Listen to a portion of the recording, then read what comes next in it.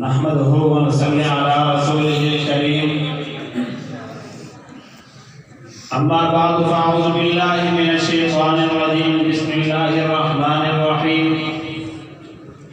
لقد كان لكم في رسول الله أسوة حسنة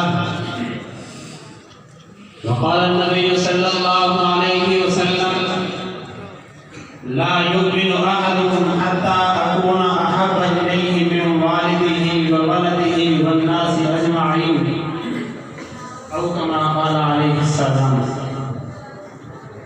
چاند جیسے چمکتا ہے تاروں کے جھرمٹ میں، چاند جیسے چمکتا ہے تاروں کے جھرمٹ میں، دیا جیسے جلتا ہے پروانوں کے جھرمٹ میں، مسیحا جیسے بیٹھا ہو بیماروں کے جھرمٹ میں، روز محشر آقا ہوں گے گناہگاروں کے جھرمٹ میں.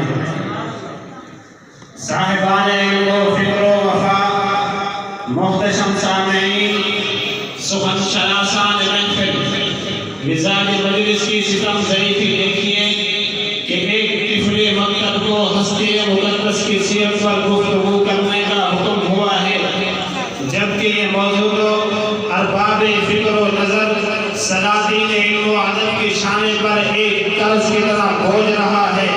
معاف کیجیے گا، چھوٹے کے علماء کرام کی فکر اس قرض سے پوری نہیں کر پائے.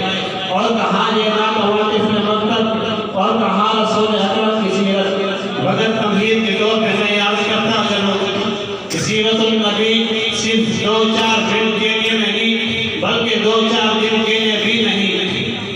سیرت النبی کو بیان کرنے کے لیے ساری زندگی بھی گزر جائے لیکن سیرت النبی کو پھر بھی کوئی بیان نہیں کر سکتا. اسی وجہ سے تو ایک شاعر نے 40 سال سے پیغمبر کی سیرت پر اشعار لکھے. 40 سال کے بعد اس شاعر نے جو آخری شعر لکھا اس کے بارے میں مفسرین کرام نے یوں ترجمہ کیا کہ تھکی ہے فکر رسا مدح باقی ہے، ورق تمام ہوا مدح باقی ہے، تمام عمر لکھا مدح باقی ہے.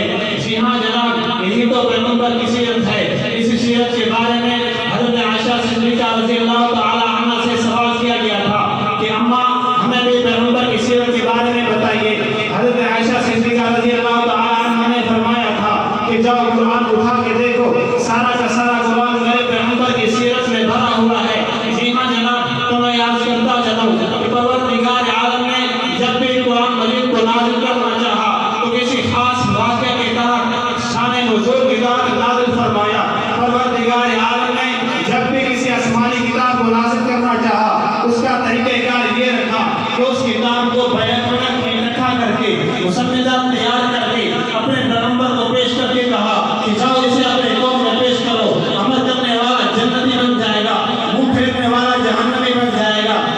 یہ آمنہ کے لال کی عبداللہ کے رب جگر کی آتی ہے، گلشن عبدالمطلب کے بہار کی آتی ہے، مکہ کے در یتیم کی آتی ہے، سارے کائنات کے والد کی آتی ہے. تو پروردگار عالم نے قرآن کو نہ ہی بیت وقت اکٹھا کیا نہ ہی مسندہ تیار کیا، بلکہ اگر میرے پیغمبر کو ایک آیت کی ضرورت پڑتی تو اللہ تبارک و تعالیٰ ایک آیت میرے پیغمبر کے قلب اطہر پہ نازل کر دیتے.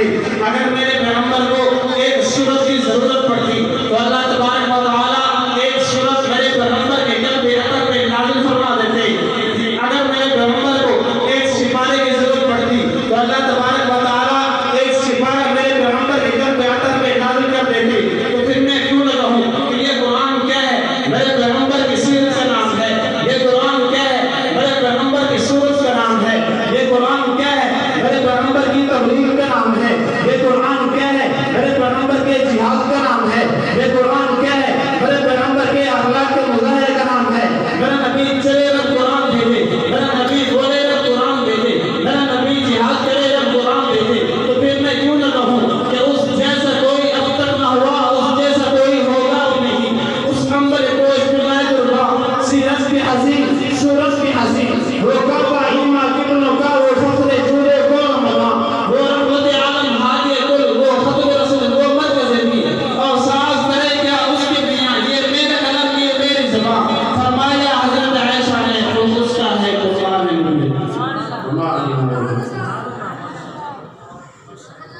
ماشاء اللہ بھائی، جزاک اللہ. آپ کے سامنے